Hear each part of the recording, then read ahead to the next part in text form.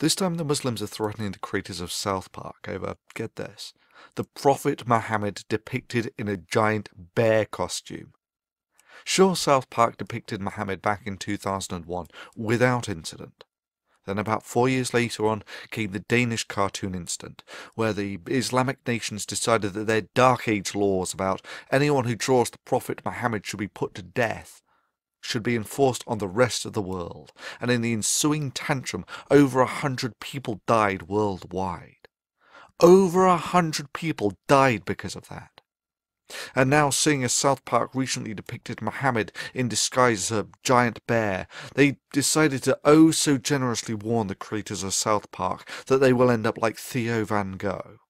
You know, the unarmed guy who was cycling to work before he was shot 8 times, then stabbed and then had his head cut off, simply because he made a film critical of Islam.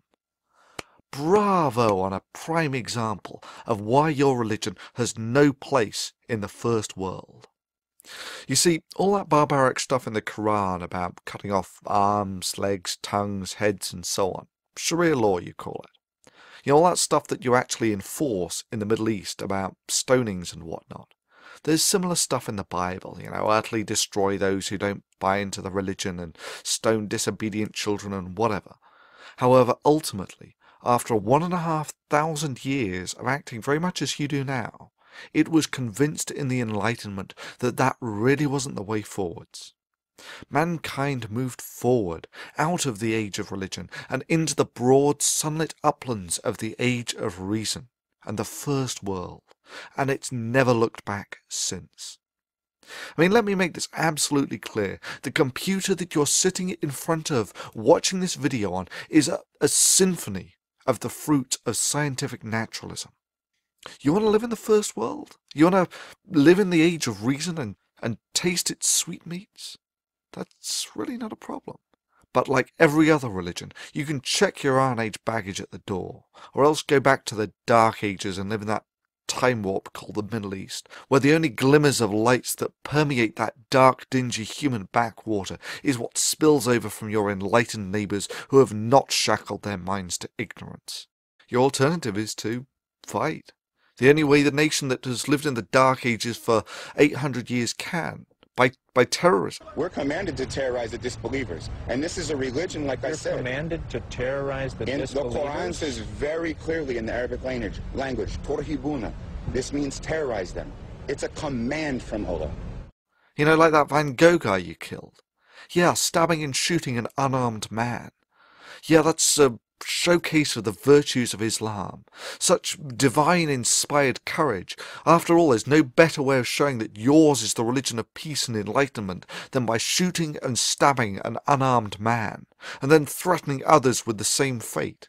And yet, of course, the criticism of the moderate Muslims was conspicuous only by its absence, and that really does speak volumes of their attitude to these acts. However, the Enlightenment did not just raise the standard of living. It did more than deliver us clean water, the eradication of smallpox and the PlayStation.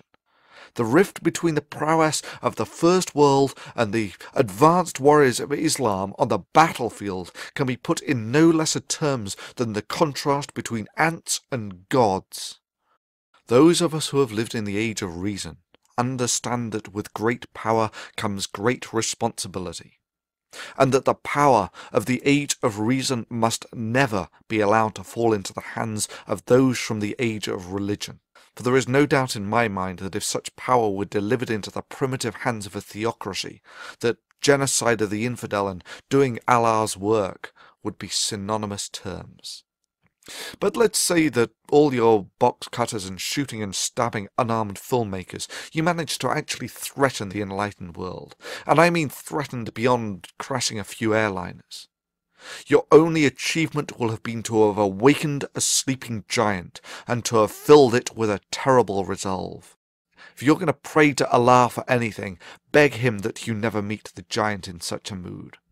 For your continued existence is entirely at the discretion and goodwill of the giant, and that it is all that stands between you being granted continued existence and you receiving yourself the self-same judgment that you would so zealously impose on the rest of the world if only you had the power. So it comes down to the question of your vicious and petty threats against a cartoon creator. That is, your attempt to limit free speech through intimidation. Well, I cannot speak for them, but I can speak for myself, and to those who live in the age of religion I say this. This is the blasphemy that you find so offensive. This is the Prophet Muhammad depicted as a squirrel in slow motion. I did this. Your move. Do your worst, for even your worst will serve as nothing but a catalyst to strengthen the walls of the Age of Reason, to awaken the giant. Even if you strike your hardest blow, its operationally insignificant effects will simply make us more powerful than your Dark Age minds can fathom. All you can do is set these words to resonate down the halls of eternity. You see, you cannot shoot words, you cannot behead an idea, and you cannot intimidate concepts, and if you try, the fulfillment of your worst threat will serve as nothing but an icon, written in the blood of the free, that you have no place in the first world.